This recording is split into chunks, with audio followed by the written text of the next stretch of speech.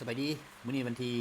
30เดือน11 2025เนาะก็ถือว่าปฏิบัติการพิเศษทางทหารของรัสเซีย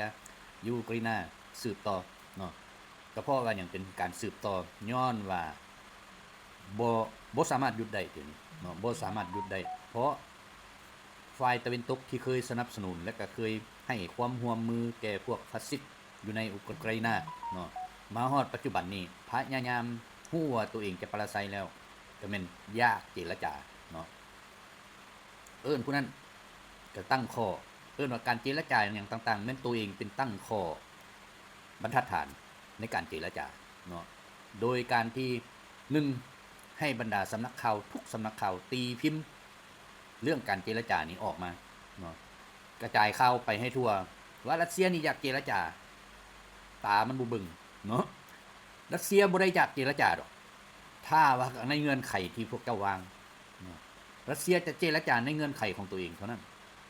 เพราะมามือนี่บ่มีไผสิมาซี่มือซี่ตีนบังคับรัสเซียให้เฮ็ดตามใจตัวเองได้เนาะอันนี้เราเห็นน้ำกันชัดเจนรัสเซียก็บอกว่าเบื้องต้นก่อนปฏิบัติการพิเศษทางทหารของรัสเซียอยู่ในยูเครนเตือนแล้วเตือนอีกเตือนแล้วเตือนอีกเตือนจนคันที่ว่าละหน้าของบรรดาพวกผู้นำของตะวันตกน้ำลายเต็มแล้วนะเนาะแต่มันเฮ็ดหูหนวกตาบอดเฮ็ดบ่มีปากมีหยังเอาแต่ความตัวเองอย่างเดียวเพราะเวลานั้นกำลังเมาผงขาวเนาะถือว่าอยากได้เงินมันก็สั่งเอาอยากได้หยังมันก็สั่งเอาเพราะเขากำทุกอย่างอยู่ในมือแล้วเนาะให้เข้าใจนั่นแหละฉะนั้นมันบ่ฟังซ้ำบ่พอบรรดาเสียงสนับสนุนเขาในเมื่อก่อนนะหลายที่สุด128ประเทศเด้ที่สนับสนุนฝ่ายตะวันตกว่ารัสเซียรุกรานอุกราอินาบ่ได้แม่นน้อยเด้ฉะนั้นรัสเซียยังบอกว่าไผสิมาขัดขวางก็ตามใจเพราะเฮาบ่อยากเห็นชาวรัสเซียที่ตายอยู่ในอุกราอินาย้อนการฆ่าฟันลันแทงของพวกชาติตะวันตกเฮาต้องได้เฮ็ดยิงมันมาปรากฏตัวเท่าใดลายเท่าใดเฮายิงฆ่ามันทิ่มให้มันหลายเท่านั้นเดี๋ยวนี้มันบ่มีแล้วเดี๋ยวนี้สิ่งที่มันส่งมามีแต่มือเด็ดๆๆตายเบิดแล้วเนาะในที่สุดประชาชนอเมริกาเองก็ถามหาลูกหลานเขาที่มาเป็นเขาเอิ้นว่าทหารรับจ้างความจริงมันบ่แม่นรับจ้างมันตั้งส่งมาโดยตรงเลยคืนกับเฮ็ดกับลาวตะกี้เนาะส่งมาโดยตรงแต่มันเอิ้นเป็นหยังทหารรับจ้างทหารรับจ้างมันบ่ผิดกฎหมายของสากลที่ตั้งไว้ว่ากองทัพอเมริกาเข้าร่วมกองทัพฝรั่งเข้าร่วมกองทัพอังกฤษเข้าร่วมเยอรมันเข้าร่วมบ่ผิดกฎหมายคันว่าทหารรับจ้างเนาะคันรับจ้างมันต้องบ่มียศบ่มีชั้นอันมีฮอดนายพลเอ้าคันว่าเป็นนั้นมันบ่เป็นทหารรับจ้างตั้งทรงกันมานี่แหละเนาะเพื่อเลี่ยงข้อกฎหมายของสากลที่เขียนไว้นี่ก็เลยเอิ้นทหารรับจ้างเนาะซึ่งคืออยู่ลาวผ่านมานี่ทหารรับจ้างก็เป็นกองพลพุ่นเนาะมันบ่ได้แม่นน้อยสงครามน้ำคลองมานี่มาลิ้นอยู่นี่ตายจนว่ากระดูกมันเกลื่อนนั่นเขตทงหินเขตอะไรอย่างเกลื่อนน้ำบากก็เกลื่อนทั้งภาคใต้อีกก็เกลื่อนทั้งหมดเป็นทหารรับจ้างแต่ในความเป็นจริงมันบ่แม่นทหารรับจ้างมันแม่นทหารในกองทัพนั่นแหละเข้ามาเพื่อปกปิดซ้ำบ่พอยังว่าสงครามลับอยู่ลาวมันสิลับแนวใดคนกันมาจักเต้28จักเต้ยังเต้ยังจนฮอดพี่เบ้52เนาะคือว่ามีทุกชนิดนับแต่ฮอดอัน Z มีเบิดแล้วมันว่าสงครามลับที่ทิ่มระเบิดฮอด3ล้านต้นทิ่มธาตุเคมีใส่ปลาไม้เป็นหลายล้านลิตรเนาะอันนี้ว่าสงครามลับมันเป็นอย่างยังบ่ลับย้อนนั้นบ่อยากรับรู้ความปราศัยของมันเดี๋ยวนี้แลนพุ่นแลนพี่ซอกหาให้ผู้ใดก็อย่ามาลาวนี่เพื่อหยังเคลียร์เรื่องปัญหาการปราศัยสงครามของอเมริกานี่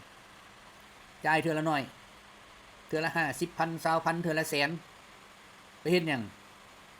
เฮ็ดท่อน้ำมาแต่ผู้พุ่นให้ประชาชนบ่บ่มีอันท่อน้ำบ่มีน้ำประปาใช้ช่วยเหลือล่ามันล่าห้ามหยังมันใส่หนี้สงครามโดยเฉพาะนักที่สุดในญี่ปุ่นนี่มันให้ใส่หนี้สงครามไปสร้างโรงเรียนให้สร้างอันนั้นให้สร้างอันนี้ให้มาเดี๋ยวนี้มันบ่งให้ตัวให้ญี่ปุ่นมาลาวนี่แนวใดก็อย่าเอาจิตใจของลาวนี่ให้ไปนำทางตัวเองเพื่อหยังเพื่อบรรษาและปกป้องสิทธิของตัวเองอยู่ในลาวให้มันได้ พื่อบ่ให้คนลาวนี่ฟื้นประวัติศาสตร์ว่าอเมริกาเคยฮุกฮานลาวและก็เคยปราศัยในสงครามลาวเพื่อถามเอาหนี้มันบ่ให้เพราะคันใช้หนี้สงครามมันน่ะปีนึงหลายพันล้านมันต้องใช้ปีนึงหลายพันล้านเด้เพราะความเสียหายมันบ่ได้แม่นน้อยตีเป็นมูลค่าบ่ได้เลยก็คือญี่ปุ่นใช้อเมริกาแหละ50 ปีมานี่ยังบ่แล้วเห็นบ่มันนี่เอาไปต่อๆเลยฉะนั้นมันก็บอกว่ากูติดหนี้ลาวมึงก็ไปใช้ให้ลาวก่อนใส่จักปีย่าหัวมันบ่ได้เว้าอีกแนวอื่นนี่โลกเขาเว้ากันแนวนี้เดี๋ยวนี้มีแต่ว่ารัสเซียนี่ก็เคยบอกนักรบวีรชนของโซเวียตเก่าเคยบอกว่ามื้อใดลูกหลานหากบ่ฮู้ประวัติศาสตร์ลืมประวัติศาสตร์มื้อนั้นสงครามจะเกิดอีกการฆ่าล้างเผ่าพันธุ์อยู่ในดินแดนมันจะมีอีกสุดท้ายถูกบ่1945มาหา2022รัสเซียบ่สามารถเบิ่งได้เลยว่าเขาฆ่าประชาชนรัสเซียแนวใดคนรัสเซียแนวใดเขาฆ่าอยู่ในยูเครนย้อนหยังย้อนว่าชาวยูเครนบ่ได้สอนประวัติศาสตร์บ่ได้ให้ฮู้ประวัติศาสตร์บ่ต้องเว้าเรื่องประวัติศาสตร์พุ่นน่ะมันผิดกันนี่เขาเว้าการนำรุ่นใหม่ของยูเครนพากันเว้านั้นเบิดบ่ต้องเว้าเรื่องประวัติศาสตร์ทิ่มเบิดประวัติศาสตร์โซเวียตบ่ต้องเอาเขาว่าสุดท้ายมาเป็นจังได๋ประธานาธิบดีปูตินเตือนแล้วเตือนอีกเตือนแล้วเตือนอีกบอกว่าสู้อย่าเฮ็ดสู้ผิดมาแต่1990ที่ว่าจะบ่ขยายดินแดนนาโต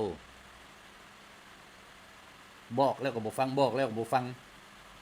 บรรดาลูกน้องทั้งหลายที่รับใช้เลียตีนอเมริกาพากันย่องอเมริกาอาวุธดีเลิศอาวุธอันนี้เหนือสั้นเบิดทุกอย่างคันมันเหนือสั้นสู่เบิ่งเอามันปราศัยให้คนลาวแนวใดนี่มีแต่หน้าน้องนี่นะบ่ได้มีหยังดอก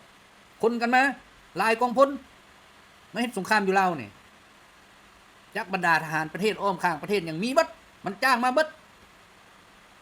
สุดท้ายเป็นจังได๋บ่มีไผถามหาญาติพี่น้องเลยทั้งที่กระดูกเต็มอยู่ทงไห้หินน่ะเปื่อยแดบ่เปื่อยแดแหละเดี๋ยวนี้เนาะถึกเขาดุดถมทิ่มสร้างอันนั้นอันนี้ทับถมใส่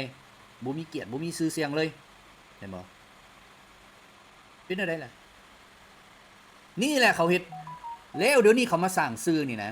เนาะใส่ให้ป้ายสีหยังต่างๆผิดเถียงกันนี่มันบ่แม่นคนอยู่ใกล้นี่เว้าความจริงให้ฟังเด้อชาติอาหรับนี่ผิดกันย้อนหยังพวกที่ตั้งเขาเอิ้นว่าเฟซนี่ขึ้น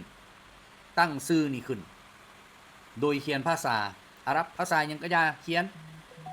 แต่ละมือป่วนกันเฮ็ดให้ลิบัง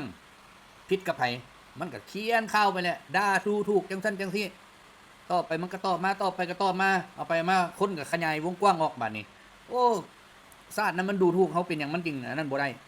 กำจัดมันบ่ได้วะแน่ฉะนั้นมันก็เกิดการผิดเถียงกันระหว่างประเทศระหว่างศาสนาระหว่างหยังต่างๆแม่นเขาเฮ็ดอยู่ไสอังกฤษตัวการคนสำคัญที่สุดมันอยู่อังกฤษอยู่ไสอีกอยู่อเมริกาอยู่ไสอีกอิสราเอลเห็นบ่แล้วคนระหว่างชาติที่ผิดกันน่ะบ่มีสำนักข่าวใดไปเว้าบ่มีผู้ใดเว้าผู้ใดว่าหยังแต่ผิดกันย้อนหยังย้อนพวกนั้นเป็นผู้เฮ็ดข่าวขึ้นมาเห็นบ่เดี๋ยวนี้มันสร้างหลายอันหลายแนวถือว่าการข่าวต่างๆที่สร้างความปั่นป่วนมันบ่แม่นคนอยู่ในประเทศแต่เป็นคนอยู่นอกประเทศที่คุมระบบสื่อนี่ฉะนั้นเจ้าสิออกแฮงต่อต้านเขาเท่าใดก็อย่าเขาลึบทิ่มของเจ้าเขาบ่ให้โลกเห็นแต่ของเขานะเขาให้เห็นเขาปล่อยเขาบ่ได้มีข้อห้ามของไทยเฮานี่เขามีข้อห้ามท่านเฮ็ดผิดกฎชุมชนฉะนั้นได้บล็อกท่านไว้อาทิตย์นึงบล็อกท่านไว้2เดือนบล็อกท่านไว้บ่ให้ท่านใช้เลยบาดนี้เห็นบ่แต่ของเขานี่ลอยนวลเปิดมื้อใดก็เห็นมื้อนั้นทั้งที่เอามีดแทงคอคนนี่มันก็ยังเห็นอยู่หั่นแต่ของเฮานี่ไปเปิดผ้าหน่อยนึงก็บ่ได้ มันห้ามเฮาทุกอย่างเนาะฉะนั้นแหละอันนี้แหละเดี๋ยวนี้มันพยายามไปสร้างอยู่ไสบัดนี้หลังจากที่ชาติอาหรับทั้งหลายเขาฮู้แล้วเขาเริ่มฮู้แล้วมาสร้างอยู่อาเซียนเฮานี่เขมรกับไทยนี่น่ะผิดกันนี่บ่ได้แม่นย้อนไผก็ย้อนนักข่าวของอังกฤษกับนักข่าวของอเมริกาที่เขียนแฝงชื่อตัวเองอยู่ในนามข่าวไทยในนามข่าวเขมรส่งสำนักเขานี่เขาเฮ็ดผิดกันเถียงกันไปเถียงกันมาด่าไปด่ามาบัดนี้คนเขมรก็เบิ่ง เจ้าเว้าถูกเจ้าอันนั้นอันนี้บัดครั้งไทยก็โอ้บ่ได้ต้องกำจัดเขมรสุดท้ายมาบ่พากันเบิ่งเลิกๆหั่นน่ะสำนักงานข่าวที่ยั่วให้เขาตีกันผู้อยู่อังกฤษพุ่นผู้อยู่อิสราเอลพุ่นผู้อยู่อเมริกาพุ่นหลายคนก็เป็นอย่างสำนักข่าวนี้มันอยู่ได้มันอยู่บ่ได้นะเด้มันอยู่อเมริกาไทยว่าสิไปทำลายเขาได้มันอยู่อังกฤษพุ่นไทยว่าสิไปทำลายได้เขมรว่าสิไปทำลายได้สุดท้ายก็ไปฟังความเขาสร้างความตึงเครียดอยู่ในประเทศตัวเองต้องกำจัดแล้วบัดนี้บ่ฮู้เลยว่าแม่นไผเป็นผู้เฮ็ดข่าวตัวนี้บ่ฮู้ก็คือลาวนี่แหละอยู่ใกล้ชายแดนไทยมันก็ยังไปสร้างข่าวมันว่าพวกเอาทหารพม่าพุ่นมาพิษกับลาวอยู่พี่มันสิข้ามประเทศใดมาคันมันข้ามประเทศไทยเห็นบ่แล้วผู้ใดพาก็ไปเชื่อข่าวนั้นอันนี้แหละเขาเฮ็ดให้เห็นว่าความฮู้ทางด้านการศึกษาความฮู้ทางด้านภูมิศาสตร์ความฮู้ทางด้านวัฒนธรรมอย่างต่างๆต่ำแล้วหมดไปเชื่อคำตัวยั่วหลอกลวงของคนที่อยู่อเมริกาคนที่อยู่อังกฤษพวกที่สร้างข่าวตัวนี้ขึ้นมาเห็นบ่แล้วนึงมึงก็ว่าผู้นั้นเข้ามาผู้นี้เข้ามามันสร้างไปเบิดคู่มือเดี๋ยวนี้นครหลวงเกียบนี่นะรัสเซียยังบ่ได้ไปตีบ่ทันได้ไปโยนอีหยังเบิดมันก็ออกข่าวมาทั้งเป็นภาษาต่างๆอีกเป็นภาษาไทยอีกมันฮู้ว่าคนลาวฟังภาษาไทยได้เพราะว่าคนลาวคือภาษาแม่เนาะฉะนั้นฟังลูกได้เบิดผู้ใดสิเว้าแนวใดก็มาได้เบิดเป็นหยังจึงว่าภาษาแม่ก็เพราะว่ามันมีหลายมีมาแต่ 5-6,000 ปีพุ่นแล้วภาษาลาวนี่นะมันบ่แม่นน้อยๆเด้ไปเบิ่งโลดแต่ข้องนี่นะที่ว่าเป็นสัญลักษณ์ของเขตอาเซียนมีประเทศใดเก่าแก่ที่สุดแม่นของลาว 6,000 กว่าปีอยู่พุ่นผู้เลยพุ่นเนาะอันนี้แหละฉะนั้นเดี๋ยวนี้มันสร้างอยู่นี่ถ้าว่าเกิดมันก็ดีใจคันบ่เกิดมันก็เสียใจเนาะฉะนั้นคันเฮาปุ้มลุ้มสามัคคีกันเฮาพร้อมกันพินิจพิจารณาให้มันถึงทองนะแล้วแม่นบ่ผิดกันเนาะเพราะว่าหยังคงเขตนี่นะมันบ่แม่นไผอื่นดอกอยู่คนลาวนี่ก็หลายคือไทยเอิ้นภาคอีสานก็คนลาวเบิดอยู่หั่นอยู่ทั้งเวียดนามก็จนฮอดพุ่นสายภูเซนลาพุ่นจอมภูเซนลาพุ่นไปหั่นบ่เคยเว้าภาษาเวียดจักเทื่อเว้าลาวเบิดนี่แหละข้าพเจ้าก็ไปถามอันพวกเจ้าก็ฮู้ภาษาลาวบ่ฮู้เขาว่าบ่ฮู้จังได๋อันเจ้าเว้าอยู่หั่นคือภาษาลาวเขาว่าอันนี้เป็นภาษาไทยตู่ไทยใดบัดนี้อยากเบิ่งไทยแดงกับไทยแดงก็มีไทยดำก็มีอยู่หั่นเต็มเนาะอันนี้แหละฉะนั้นอยู่จีนก็มีบัดนี้พุ่นเมืองลุงเมืองป่าเก่าพุ่นเว้าภาษาลาวนี่ว่านักข่าวทางไทยหั่นไปสัมภาษณ์นับเลขมึงดูคั่นนับเลขเขาก็นับ1 2 3 4 5 6 7 8 9 10 11 12 13 14ไปจนฮอด20เพิ่นสิเว้าไทยก็บ่ได้เด้อมื้อน่ะเพราะไทยเว้า20เขาเว้า20ก็เอาเป็นหยังเลยคนลาวเนาะเขาก็เว้า20สิเว้าแนวใดซั่นนะอันนี้ฉะนั้นพวกอังกฤษอเมริกาหรืออิสราเอลที่มันครองโลกอยู่คุมื้อนี่นะมันพยายามเฮ็ดอะไรให้ชนชาติชนเผ่าอยู่ในนี่ผิดกันให้ผิดกันเพื่อหยังเพื่อมันสิได้เข้ามากอบโกยทรัพย์สมบัติทรัพยากรทั้งหมดมันเฮ็ดได้เนาะนึงมันก็ไปสั่งพุ่นชาติยุโรปพุ่นเอาเงินไปทิ่มให้พวกนี้มันสิเฮ็ดหยังล่อใจมันซื้อการนำมันซื้อหยังมันให้มันได้เพราะจังบอกเขาโลดจังได๋เขาก็ออกหมดอายุเขาก็ออกผู้ใหม่มาจ่ายผู้ใหม่อีกให้เขาผิดกันอยู่หั่นบ่ต้องให้เขามีความสงบสุขนี่แผนการของเขาเห็นบ่ฉะนั้นเดี๋ยวนี้มันไปเฮ็ดอยู่เวเนซุเอลาเห็นบ่ไปเฮ็ดอยู่หั่นมันเฮ็ดวิธีใดบัดนี้1ประกาศปิดน่านฟ้าแล้วไปปิดนั่นถือว่ายนต์โดยสารยนต์หยังให้ปิดเบิดมันสิเอาหยังไปคุ้มครองอยู่หั่นเอาเบื้องนี้ก็โคลอมเบียเบื้องนั้นก็เวเนซุเอลาก็ออกมาตอบโต้ทันทีเลยมึงปิดกูเปิดปิดหัวพอมึงบ่เขาว่าเขาเว้าคักเด้เห็นบ่มึงปิดกูเปิดมึงบ่ให้ไปมึงสิเอาหยังมากั้นสิเอาเหือหั่นว่าจอดอยู่หั่นว่ามากั้นกูได้ยังกูเอาไปถล่ม3ลูกเหือมึงจมแล้วมึงกล้าบ่เท่านั้นแหละเนาะสุดท้ายมาอเมริกาตอบได้บัดนี้ให้สั่งหัวเหือหั่นกลับคืนซะกับพวกนี้มันต้องแข็ง เนาะคันเฮ็ดออนแอร์ไปหั่นน่ะมันซื้อจ้างจอบบ่ง่ายที่สุดมันบอกมาดูโรเลยว่ามึงเอา50 ล้านไปมึงก็เซาโลดมึงหนีโลดมึงหังแล้วนี่ผู้นำหลายประเทศนี่เอาได้นั่นน่ะแต่มาดูโรบอกว่าค่อยบ่เอาค่อยเอาประชาชนค่อยดีกว่าเพราะผ่านมาสู่น่ะใส่ให้ป้ายสีกูนี่นะว่าบ่เจริญบ่อีหยังประชาชนทุกข์ยากเงินเฟ้ออีหยังต่างๆก็ของคนที่มาเฮ็ดเงินเฟ้อเป็นคนพวกสูงหมดบ่ได้แม่นไผเข้ามาอยู่ในสภานะเป็นฮอดอันประธานสภาพุ่นนะแต่เป็นลูกน้องอเมริกาเห็นบ่สุดท้ายมาก็คือเขาไล่ออกคือเขาอันนั้นพัดว่าบ่มีประชาธิปไตยบ่มีอันนั้นหาเรื่องให้เขาของมันไปแต่งตั้งพวกนี้ให้เป็นตำแหน่งสูงสุดแล้วสุดท้ายมันป่วนมันบอกว่าคันมึงเฮ็ดได้มึงเป็นประธานาธิบดีนะกูให้มึงหมดทุกอย่างอำนาจมึงหมดทุกอย่างมึงฆ่าไผตีไผบ่ผิดนี่บักควายโดมันก็อยากเฮ็ดโลดแล้วของบ่ฮู้เขาเอิ้นว่าพวกนี้มันอยู่กินแบบฟุ่มเฟือยมันบ่ได้สนประชาชนเห็นบ่แต่ว่าบรรดานักข่าวของตะวันตกที่ไปอยู่ในหันพยายามสร้างภาพเฮ็ดใดให้มันดูโรนี่กลายเป็นเผด็จการมันเฮ็ดมาหลายประเทศแล้วเห็นบ่อนรีวีประชาชนเกิดมาได้เงินแล้วเอาคันเทียบเงินเรากับผู้ละ15 ล้านแล้วต่อเดือนบ่ได้เฮ็ดหยังเธอได้เกิดมาได้ส่ำนั้นแล้วบาทสุดท้ายไปเสือผู้ที่มันไปซื้อจ้างจอบอ้อยไว้อยู่หั่นงับประชาชน 200,000 ปลายออกมาประท้วงอันใน 200,000 ปลายลูกน้องมันบ่ฮอด 10,000 ดอกแต่มันไปดึงกันมาเอาประชาชนมาสุดท้ายมาเดี๋ยวนี้พากันจมทุกข์บ่คือสมัยกาดาฟีซั่นอยากเฮ็ดหยังก็ได้เฮ็ดไปเรียนต่อก็ฟรีเบิดพุ่นต่อเอกต่อโทอยู่นอกฟรีเบิดรัฐบาลจ่ายให้เบิดแต่สุดท้ายบอกว่าบ่มีประชาธิปไตยเพราะกาดาฟีนี่กำอำนาจดนโพดเขาล้มกันแนวนั้นทั้งที่กาดาฟีนี่บ่ได้มีหยังเบิดนี่เฮ็ดเพื่อประเทศชาติเฮ็ดเพื่อประชาชนจนว่ามีรายรับแนวคิดเดียวที่กาดาฟีต่อต้านอเมริกาสมัยนั้นคืออยากหันเอาเงินตัวเองนี่มาเป็นสิ่งที่ค้ำประกันในชาติอาหรับได้อเมริกาบ่พอใจย้อนว่าบ่เอาดอลลาร์คันเอาดอลลาร์นี่ตายโลดฉะนั้นมายุคนี้ประธานาธิบดีปูตินมาเฮ็ดอเมริกาเฮ็ดหยังบ่ได้เลยบัดนี้รอบฆ่ารอบสังหารรอบหยังต่างๆเฮ็ดบ่ได้เนาะนี่แหละฉะนั้น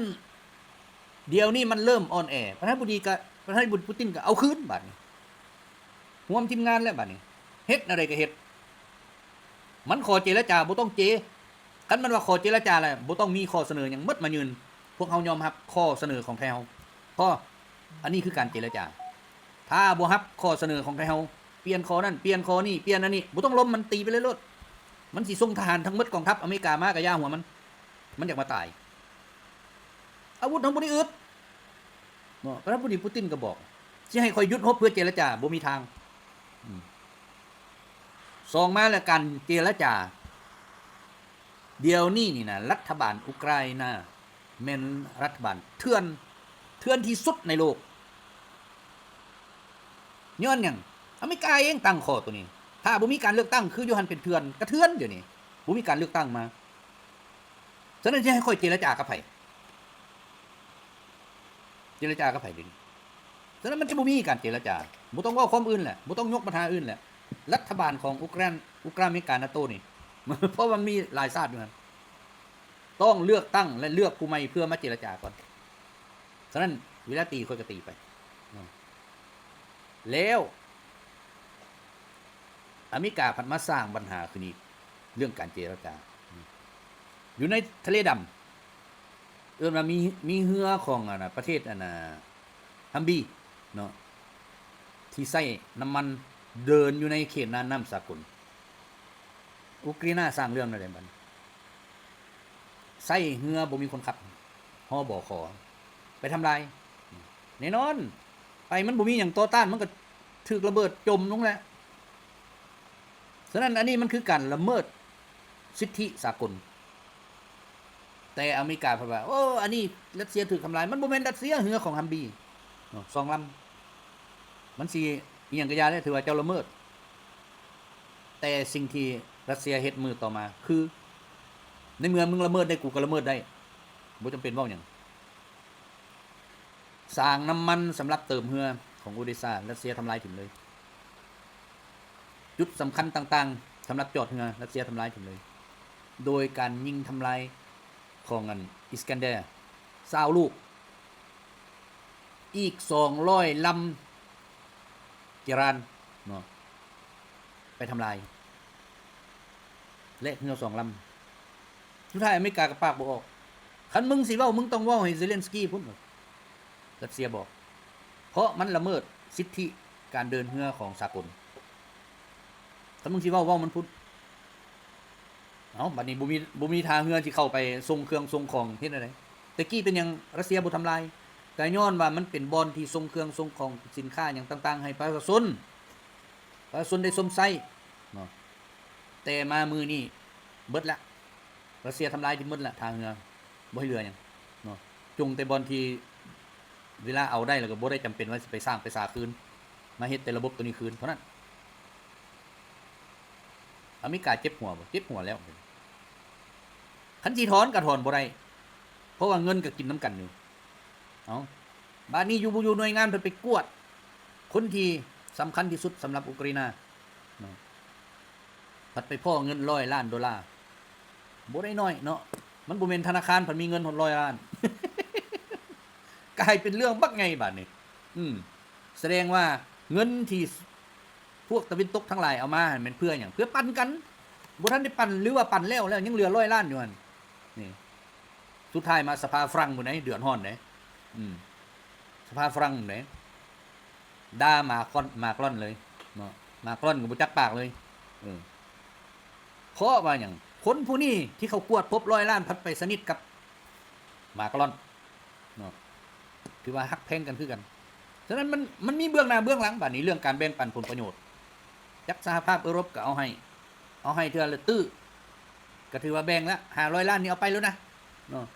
500 ล้านก็บักอันเซกี้นี่เอามาเฮ็ดมันสิปันไผมันสิเฮ็ดแนวใดก็สุดแล้วแต่มันสุดท้ายมันเป็นการบ่อนฟอกเงินบ่อนกินเงินบ่อนเอาเงินของชาติตะวันตกคันรัสเซียบ่ปฏิบัติการพิเศษนี่บ่มีไผฮู้เลยในโลกเกิดปฏิบัติการพิเศษก็เลยฮู้แล้วเอาแล้วได้บัดนี้แสดงว่า 4-5 ปีนี้ผ่านมานี่บรรดาการนำของชาติตะวันตกและอเมริกาอีหยังต่างๆพากันไปโกงเงินอยู่นี่เบิด บ่ได้แม่นอื่นไกลเด้เนาะแม่นบ่อนกินเงินของเขาเพราะการเฮ็ดสงครามสรุปตัวเลขบ่ได้เนาะแล้วเป็นหยังมันสิไปเห็นเงินเป็น100 ล้านอยู่นั่นบัดนี้ถือว่าตัวนี้มันเฮ็ดให้ชาวโลกนี่รับรู้ความเป็นจริงแล้วบาดนี้ฮู้บ่ว่าอเมริกาสิเดินทางในทิศใดบัดก็บ่มีทิศเดินคันบ่มีทิศเดินเฮ็ดได้ก็คือแยกออกจากยุโรปทั้งหมดเนาะยุโรปก็หลายประเทศแล้วเดี๋ยวนี้ก็ถือว่าออร์บานก็มายามปูตินเนาะมาเพื่อหยังขอคำซี้แนะในการเดินต่อไปเนาะเพราะว่าเดี๋ยวนี้มันบ่มีหยังเลยดิอยู่ในยุโรปที่เอาจากรัสเซียได้เพราะว่าถูกความบาดตกมะนาวนี่ตายอย่างเดียวเนาะประชาชนฝรั่งประชาชนยุโรปทุกประเทศพากันซื้อของอยู่ของกินแพงอัตราเงินเฟ้อเพิ่มอัตราเศรษฐกิจขยายตัว 0.1% ฉะนั้นแหละถ้าเบิ่งเอาในอนาคตต่อไปจังน้อยก็ชาวปาเลสไตน์นี่ยึดฝรั่งเพราะว่าเดี๋ยวนี้ปาเลสไตน์เต็มอยู่ฝรั่ง เขาเกียมยึดแล้วอยู่อังกฤษคือกันถือว่าโลกนี่อาจจะมีการเปลี่ยนแปลงการย้ายพลเมืองชาวอาหรับนี่ไปคุมยุโรปบัดนี้ชาวยุโรปนี่ตายถือฆ่าทิ่มหมดเพราะเขาบ่ได้มีน้ำใจรักชาติคือข้าพเจ้าเคยเว้าเมื่อก่อนเลยว่ากำไรอยู่ไสนั่นคือประเทศชาติของเขาฉะนั้นชาวยุโรปก็เลยคิดหาแต่ว่าบ่อนที่สิสร้างกำไรคือไปเอาอยู่ประเทศนั้นบ้านนี้ไปหลายเทื่อหลายที่เลยเขาเริ่มเห็นความโหดร้ายป่าเถื่อนการคดขี่คูดฮีดการทำลายมวลมนุษย์เนาะพื้นที่หั่นเขาก็เลยเครียดเขาก็เลยบ่ให้อยู่ดีกินดีอีกแล้วบัดนี้เนาะไปใส่ก็สิบ่ได้จังหน่อยขี่รถหรูรถลาขี่มีเงินมีคำขี่เรือบินไปเขาก็ยิงทิ่มหมดบัดนี้เขาบ่สนแล้วเพราะเขาเบื่อเนาะ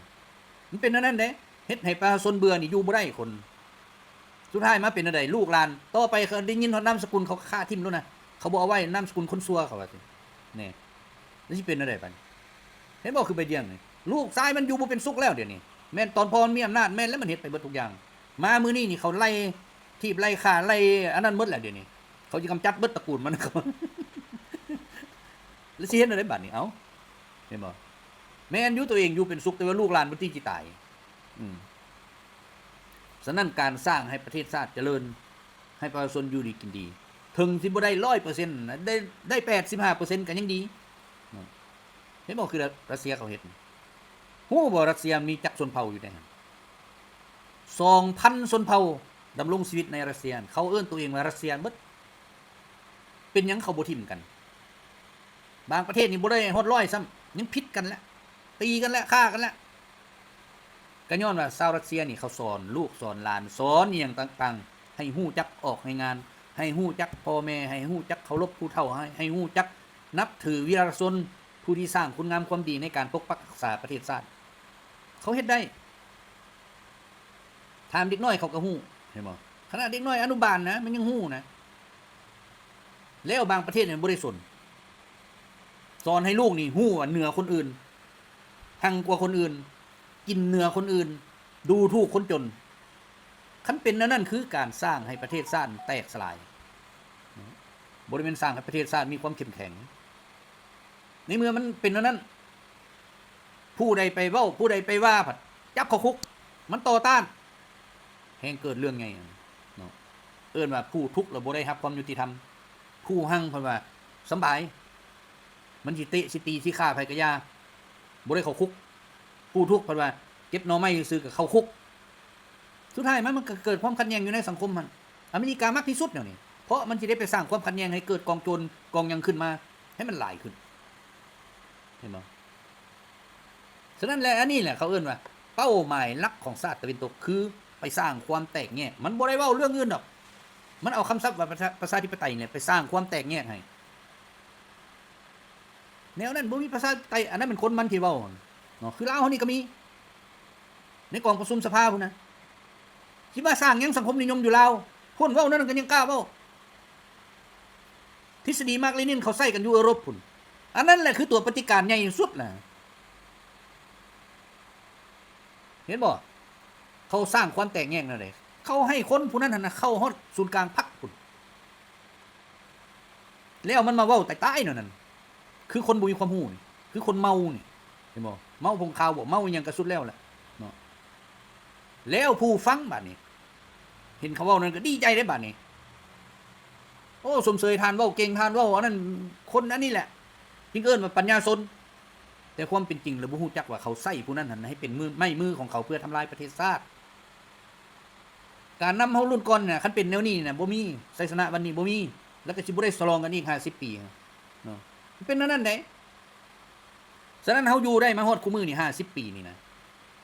คันเฮายังแตกแยกกันไปอีกเมื่อหน้านี่มันก็สิคือกันกับสหภาพโซเวียตแตกต่างแต่ว่าสหภาพโซเวียตแตกเขามีเป้าหมายเพราะว่าพรรคคอมมิวนิสต์เขาตกลงกันเรียบร้อยแล้วเฮ็ดแนวใดก็เฮ็ดการแข่งขันระหว่างทุนนิยมกับไทยเฮานี่บ่ให้มันเห็นเฮาเฮ็ดแบบบ่ประกาศบ่ให้ไปฮู้อีกนอกจากพรรคเฮาเฮ็ดแนวใดก็อย่าความขัดแย้งระหว่างทุนนิยมกับสังคมนิยมบ่ให้มันเห็นในเมื่อเฮ็ดปราศัยหรือเป็นอะไรมันก็ดีใจแล้วแต่ในที่สุด30ปีมาเป็นหยังจึงเลือกประธานาธิบดีปูตินนี่หลายคนตั้งคำถามทั้งที่ประธานาธิบดีปูตินนี่นะไปแล่นแท็กซี่แล้วซื้อรถไปแล่นแท็กซี่แล้วถือว่าเป็นคนนอกแล้วบ่ได้อยู่ในการเมืองแล้วแต่หัวหน้าเก่าของประธานาธิบดีปูตินที่เป็นหัวหน้าปกป้องประเทศชาติบ้านเมืองของรัสเซียพัดอยู่กับประธานาธิบดีเยนซินสมัยนั้นฉะนั้นเพิ่นจึงเอาลูกน้องเก่าเพิ่นนี่ที่เฮ็ดเวียกดีที่สุดเพราะว่าอยู่เยอรมันความเด็ดเดี่ยวคือหยังปกป้องเอกสารอยู่ในองค์การนั้นกาเกเบของรัสเซียอยู่ในเยอรมันต้องเอาออกให้เบิดบ่ให้อยู่แต่ว่ามวลชนเขาเริ่มเข้ามาได้เขาสิมามั่งได้ผู้ที่ออกไปปกป้องคือประธานาธิบดีปูตินออกไปกระถือปืนสั้นไปอยู่นี่มี8ลูกค่อยจะจง8ลูกนี่ภัยสิตายกันมันมาโลดค่อยจงลูกนึงไว้สำหรับค่อย นี่แต่อยู่ข้างในยังมีทหารกว่าอีกปืนอากาศอยู่หั่นบ่ว่ามีจักกระบอกเห็นบ่เฮ็ดให้บรรดาพวกอันคัดค้านทั้งหลายพวกอันประท้วงทั้งหลายนะ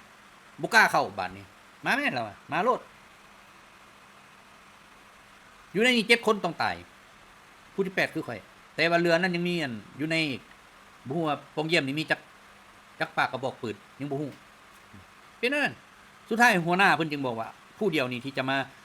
เฮ็ดสืบต่อเวียกงานปกป้องประเทศชาติเนาะฉะนั้นเพิ่นก็เอามาฮอดพระบุรียินสิ้นสมัยนั้นก็ถือว่าผู้ที่ตนเองเชื่อมั่นฮักเชื่อมั่นผู้นี้ก็แม่นมอบหน้าที่ให้ผู้นี้เฮ็ดต่อสุดท้ายมาเป็นอะไรปกป้องได้ประเทศชาติบ้านเมืองมาฮอดคู่มือนี่สามารถแสดงอิทธิพลในโลกนี่บอกว่าคันบ่มีรัสเซียเนี่ยเป็นตัวยืนประเทศอื่นๆยังมีหวังว่าสิไปได้สิบ่ได้กราบตีนอเมริกาขนาดยุโรปจักประเทศยังกราบตีนอเมริกาเบิดจนมันตั้งเป็นนาโตตั้งเป็นสหภาพยุโรปสร้างยังขึ้นมาแม่นขึ้นกับอเมริกาเบิดอเมริกาบอกว่าถอยก็ไม่ได้ถอยอเมริกาบอกว่ากินขี้ก็ได้กินขี้เพราะเขาเอาพวกขี้เหล้าเมายามาเป็นนายเป็นนั่นแหละแล้วพวกเจ้าพากันคิดว่าอันนี้คือประชาธิปไตยมันบ่ได้แม่นพวกเจ้าอยู่ในอุ้งมือของซัดให้อยู่ในนี่แม่นหยังที่เขาตั้งอินซีเนาะอินซีมันกินหยังมันกินเบิดของบูดของเน่าของหยังตีงงแงมีเลือดมันกินเบิดมันบ่ได้เลือกนี่คันอินซีมันเป็นซัดให้บ่ซัดให้มันบินอยู่เทิงฟ้าแล้วมันกินบ่เลือกฉะนั้นไผก็ตามที่ว่าอินซีนี่มันดีถือว่าอินซีนี่นะเป็นซัดให้ที่สุดเลยมันเป็นนั้นมันกินของบูดของเน่าของหยังมันกินเบิดฉะนั้นอยู่ใส่มีอินซีกับอยู่หันมีหยังไม่จ้างนั่งเลงพอจ้างเท่าเลงเลยมันเป็นนั้นเลยถือว่าเห็นยังยากแล้วมันเอาโลดเห็นไกลน้อยมันเอาโลดอยากได้เอาโลดนี่อันนี้แหละชาติต่างๆในโลกนี่เริ่มเลียวเห็นคุณธรรมการสร้างความแตกแยกมีแต่ความสูญเสียชาติอาหรับนี่เห็นหมดแหละตะวันออกกลางนี่มีประเทศใดบ่ถูกทำลายนอกจากฟังความอเมริกานอกจากเฮ็ดนำอเมริกาแต่ทรัพยากรธรรมชาติอยู่หั่นมันเอาจนหมดคือซาอุดิอาระเบียได้หยังก็ได้ขายน้ำมันแต่ว่าพัดย่านอเมริกาอยู่เพียงแต่อเมริกาบอกว่าค่อยจะปกป้องประเทศเจ้าได้สุดท้ายมาเดี๋ยวนี้มันปกป้องอย่างได้เด้บ่มีเชี่ยวชาญทางด้านการทหารของทุกประเทศจนออกมาเว้าแล้วเดี๋ยวนี้ระบบปกป้องน่านฟ้าของอเมริกาก็คือปาตริออตยิงไกลได้สำใด100 กิโล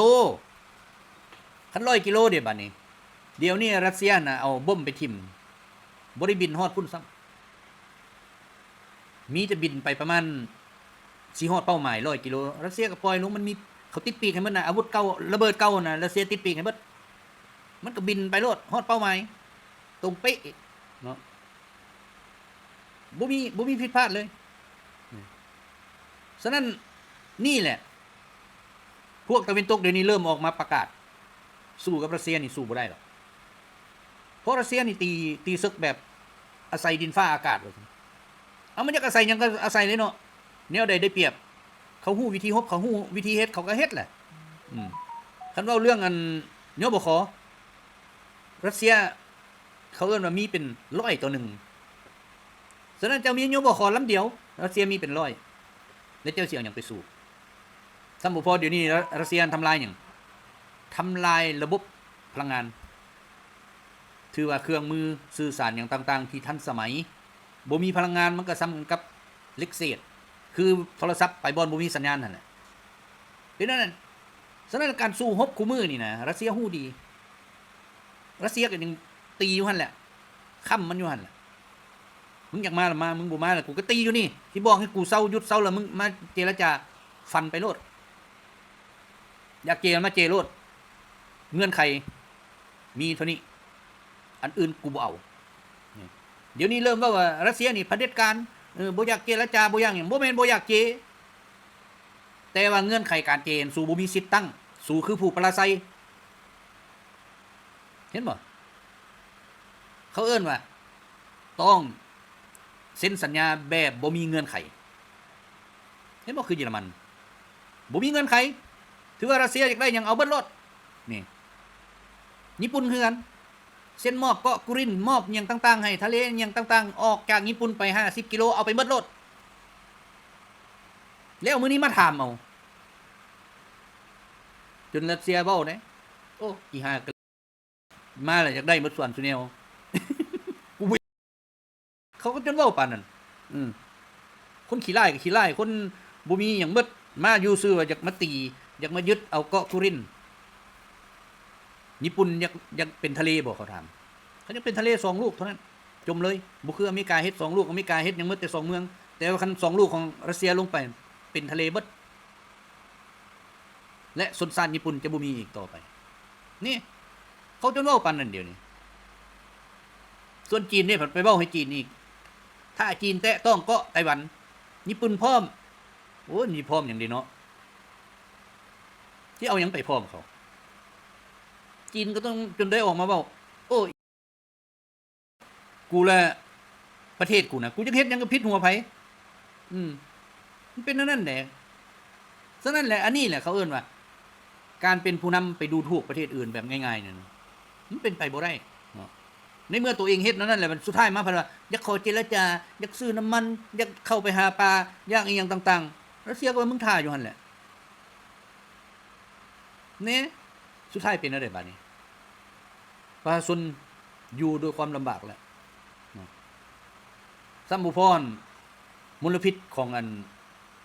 สถานีพลังงานไฟฟ้าปรมาณูหั่นบ่มีบ่อนทิ่มเอาไปทิ่มลงทะเลไปปล่อยลงทะเลพุ่นเบิ่งแหมบัดผู้อื่นเฮ็ดว่าซั่นโอ้ยต้องรักษาสิ่งแวดล้อมต้องรักษาต้องน้ำสะอาดเนียงสะอาดบัดตัวเอาไปปล่อยลงหั่นบ่เป็นหยังบัดเขาไปจับได้มาเพิ่นว่า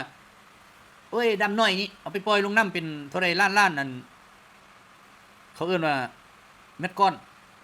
อันนี้ลงไปน้อยเดียวบ่ซ้ำหยังดอกมันบ่เพบ่พังหยังดอก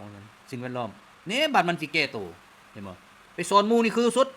บัดตัวเองยังเฮ็ดละเฮ็ดบัดนี้แล้วสิเอาหยังมาเชื่อถือได้บัดนี้เห็นบ่บัดนี้ความเชื่อถือเนาะที่มันเหลืออดเหลือทนในที่สุดคือว่าน่ะอยู่อเมริกาเกิดการยิงกันอยู่ข้างทำเนียบขาวครับหน่วยงานปกปักรักษาประเทศชาติของอเมริกาถูกยิงตาย2คนชื่อว่ามันสิเอาเป็นก่อการให้อย่างนี้บัดนี้ก็คงเขาเอิ้นว่ามันบ่พอใจแล้วเนาะมันเบิดแล้ว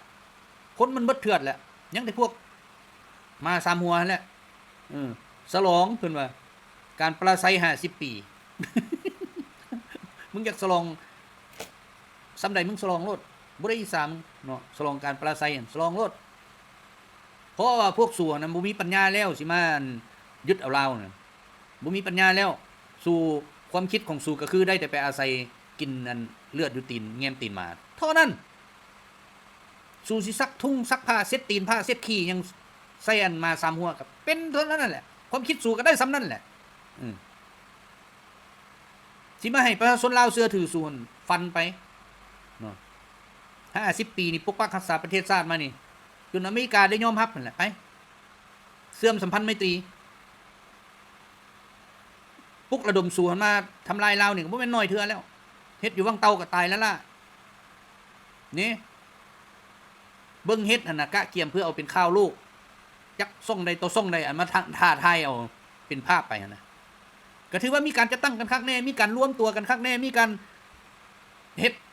เพื่อให้มันเป็นภาพที่บ่ดีแก่ประเทศลาวแต่ว่าสุดท้ายมาถือคนลาวปราบเรียบร้อยสิ่งที่สร้างกันมาเบิดเงินจักเท่าไหร่เดี๋ยวนี้ถามเอาเงินบ่มีไผจ่าย พวกอีเสียเงินก็เสียแล้วล่ะมีการลอบสังหารกันตะพึดตะพือย้อนผลประโยชน์เป็นนั่นแหละถือว่าเขาบ่ได้มีในอนาคตบ่มีหยังเบิดสร้างความแตกแยกให้ซื่อๆผู้มาเฮ็ดตายแล้วก็บ่ได้หยังเนาะเงินเขาไปปั่นกันอยู่พุ่นปั่นบ่เสมอภาพกันฆ่ากันตีกันตายอีก แนวนั้นแหละเนาะฉะนั้นแหละนี่แหละเขาจึงเอิ้นว่ารัสเซียปฏิบัติการพิเศษยูเครนแต่ปัญหาลามเนาะลามกระท่าเบิ่งคือข้าพเจ้าต้นปี2026เพราะเดือน2ไปก็เป็นเรื่องใหม่แล้วเพราะเดี๋ยวนี้มันอดบ่ทนบ่ได้แล้วพวกชาติตะวันตกอดบ่ได้แล้ว อยู่แต่ละประเทศนี่เริ่มประชาชนออกมาประท้วงแล้วบางประเทศยังบ่รับคนอพยพนะที่เมื่อก่อนนี่เป็นเพื่อนมิตรกันเดี๋ยวนี้ไล่หนีแล้วซาอุกรีนาไปอยู่หั่นไล่หนีแล้วบอกว่าประเทศใดก็อย่าตกลงแล้วมันเอาไปประเทศนั้นบ่ต้องเอามาหาไทยเฮาบ่ได้ตกลงอันนี้ยัดให้กันนะมึงต้องเบิ่งเท่านั้นคนเท่านี้คนมึงต้องเบิ่งอันนี้กระโตคนโปโลยเองเดี๋ยวนี้ลาบตายแล้วไล่หนีก็บ่หนีบัดนี้เอาไปมาอุกรีนาสิยึดโปโลยหั่น บ่เว้าภาษาอุกรีนามันก็ด่าเดี๋ยวนี้เป็นอันนั้นเด้เนาะถือว่าอุกรีนาต้องเป็นไงบัดนี้อยู่ในดินแดนโปโลยทั้งที่ทหารโปโลยไปตายมันเป็นแสน2แสนแต่ว่าเดี๋ยวนี้อุกรีนาบอกว่ากูรวยกว่ารถกูก็คันงามกว่าเงินกูก็หลายกว่าฉะนั้นสู่ต้องฟังความกูนี่ซัมบุพอบอกว่าชาวโปโลยต้องเว้าภาษาอุกรีนาคันอยากร่วมกับอุกรีนาต้องเว้าภาษาอุกรีนาพุ่นเห็นบ่อันนี้แหละเขาเอิ้นว่าพวกแนวคิดมักไงไปอยู่ใส่ก็อยากให้เขาเว้าความตัวเองทั้งที่ตัวเองอะนะหนีออกจากประเทศไปอยู่น้ำเขาบัดแล้วมาเวลาเขาไปถามไปยังเฮ็ดสู้ป้ายอุกรีนาสนับสนุนอุกรีนาเจ้าของประเทศเขานะเขาจนสั่งแล้วเขาบ่มักแล้วเพราะเขาเสียหายเขาเคยอยู่ดีกินดีเคยอยู่สนุกสุขสบายมาเดี๋ยวนี้เซาอุกรีนาไปรบกวนจักปุ่นจักจี้จักฆ่าเจ้าเอาของอย่างต่างๆเกิดทุกอย่างเลยนี่มันเป็นนั่นแล้วไผสิสมัครไผสิมักนั่นบ่มีไผมักฉะนั้นแหละมาฮอดมื้อนี้อเมริกาก็พออเมริกาฝรั่งอังกฤษเยอรมันก็เขาก็พอเขาเนาะถือว่าผู้ที่เคยได้ผลประโยชน์จากการให้เงินแก่อุกรีนาแม่นบ่ยอมเนาะเพราะมันได้อยู่ดิส่งไปเท่าไหร่มันก็ได้ครึ่งนึงเงินทอนเขาเอิ้น50ฉะนั้นแนวคิดตัวนี้มันเป็นแนวคิดที่ขัดกับแนวคิดของประชาชนเพราะแนวคิดประชาชนเมื่อก่อนเขาบ่ฮู้ดิข่าวถูกปิดอิหยังถูกปิดฉะนั้นเห็นแต่ข่าวข้างเดียวคือรัสเซียคือผู้หุกหานเท่านั้นมามือนี้เขาฮู้แล้วรัสเซียบ่ได้หุกหานรัสเซียปกป้องสิทธิผลประโยชน์ของคนรัสเซียอยู่ในอุกราอินที่ถูกอเมริกาฆ่ามา8ปี10ปีหั่นจำนวนหมื่นกว่าอยู่ในหั่นเด็กน้อยหลายกว่าหมู่นี่แหละเหตุผลที่ปฏิบัติการพิเศษมันเกิดทำอิดเดี๋ยวนี้หลายประเทศทำฮู้แล้วเมื่อก่อนนี่128ประเทศที่เคยสนับสนุนอเมริกากับชาติตะวันตกเดี๋ยวนี้หันหัวออกหมดละยังเหลือแต่เท่าไหร่จาก100ไปมันเดี๋ยวนี้ยังเหลือแต่7-8ประเทศที่เป็นบรรดาหัวหน้าเขาเคยได้เงินถ้าบ่เปลี่ยนนายกบ่เปลี่ยนประธานประเทศอย่างต่างๆของประเทศแล้วนั้นมันก็ยังสิโกงกันอยู่หั่นแหละเนาะจนกว่ามื้อใดมีการเปลี่ยนแปลงก็ถือว่ามื้อนั้นมันจะจบเขาจะเคลียร์กันเองอยู่ภายในประเทศเนาะเป็นนั้นบัดนี้มาเบิ่งปฏิบัติการพิเศษทางทหารของรัสเซียอยู่อุกราอินเนาะการเสียหายความเสียหายต่างๆของทางเทคนิคเนาะฮอดวันที่30เดือน11 2025นี้ก็ถือว่ายิงยนต์รบไปทั้งหมด668ลำทำลายเฮลิคอปเตอร์ไปทั้งหมด283ลำทำลายยนต์มือคนขับไปทั้งหมด 99,690 ลำทำลายรถลูกศรฐานยิงลูกศรทั้งหมด638สุดทำลายรถตั้งยานก่อสู้รบต่างๆ26,318 คันทำลายรถยิงจรวดหลายลำกล้องทั้งหมด 1,622 คันแล้วทำลายปืนใหญ่ปืนพกในดินทั้งหมด 31,638 สุดทำลายเทคนิคพิเศษและพาหนะขนส่งต่างๆของอุกราอินอเมริกานาโตทั้งหมด 47,986 สุดก็ถือว่าเป็นนั้นบัดนี้มาเบิ่งการปฏิบัติการทางด้านนาดินเนาะทำลายและฆ่าทหารอุกราอินอเมริกานาโตนับแต่วันที่22หาที่28ท่านเลยแม่นทั้งหมด 9,460 บักเนาะถือว่าทิศละหมื่นนะกันสิสมเทียมเนาะมื้อวันที่30วันที่29เนาะก็ถือว่าฆ่าตายไปทั้งหมด 1,255 บักวันที่30ฆ่าตายไปทั้งหมดแม่น 1,240 บักรวม2มื้อนี้เนาะวันเสาร์กับวันอาทิตย์นี่ 2,495 บักก็ถือว่าเป็นนั้นเนาะตัวเลขกันนั้นแต่ว่าเรื่องพื้นที่การสู้รบรัสเซียก็ยึดไปตีวงล้อมไปตลอดเนาะแต่ละเมืองแต่ละทีตีไปตลอดเลยส่วนเขตใดมันที่เป็นเมืองของรัสเซียเก่าตัวอย่างคือโอเดสซานิโคลาฟคาโกฟจังซี่เนาะก็ถือว่าเฮ็ดอะไรก็เฮ็ดให้ประชาชนนั้นได้ออกจากพื้นที่ก่อนเนาะถือว่าก่อนทำลายก่อนจะบุกยึดมันให้ได้ประชาชนให้มีความปลอดภัยซะก่อนเนาะผู้ที่ไปทางอเมริกาก็ให้มันไปผู้ที่มาทางรัสเซียก็ให้มาเนาะถือว่า จะไปทางเบื้องนั้นก็ไม่ไปโลดเนาะบ่ได้ห้ามถือว่าพวกนั้นเป็นพวกที่บ่ฮู้หยังหมดเลยเนาะอยู่ซื้อไปนำอเมริกาไปโลดแหละเพราะถือพาสปอร์ตอเมริกาส่วนหลายคือเคยเว้ากันมาจับได้อิหยังได้ต่างๆนานาเป็นคนถือพาสปอร์ตอเมริกาเบิดอยู่ในกรีนาคนถือพาสปอร์ตอังกฤษก็มีฝรั่งก็มีเพราะอุกรนาเป็นคนที่ให้2สัญชาติบ่แม่นว่า2เชื้อชาติ2สัญชาติ3สัญชาติก็มีคือเซเลนสกี้มีทั้งอังกฤษมีทั้งอเมริกามีทั้งอุกรนาเนาะส่วนเมียก็มีของอังกฤษของอเมริกาของอุกรนาฉะนั้นแหละนี่แหละเขาเอิ้นว่าพวกนี้มันบ่แม่นรักชาติคันรักชาติมันจะบ่มีพาสปอร์ตหลายหัวเนาะผู้ใดถือพาสปอร์ตเฮา2หัว3หัวก็ถือว่าขายชาติทั้งหมดอันนี้ให้เข้าใจนั่นน่ะเนาะเอ้าสำนี้มื้อนี้เนาะมื้อหน้ามีหยังแล้วจะมาเว้าสู่ฟังใหม่แล้วจากเวียกจากงานจากหยังสำเร็จแล้วก็สิได้ออกทีขึ้นแต่ว่าตอนนี้เวียกงานยังหลายเนาะก็เลยได้ออกห่างๆตามเวลานั่นแหละไปวันเสาร์วันอาทิตย์บ่มีหยังหลายก็มาออกข่าวเนาะแต่ว่าบางเทื่อออกข่าวแล้ววันปล่อยวันอาทิตย์อยู่แรงวันอาทิตย์แต่วันจันทร์มันจึงออกก็มีเนาะเอ้าขอบอกขอบใจเพราะว่าอินเทอร์เน็ตช้าเสียสัมพันธ์กีบละล่าเด้แต่มันยังช้าคือเก่าอยู่ 3,000 กีบเพิ่นว่าเอาไปพัฒนาว่าซั่นเอ้าขอบใจ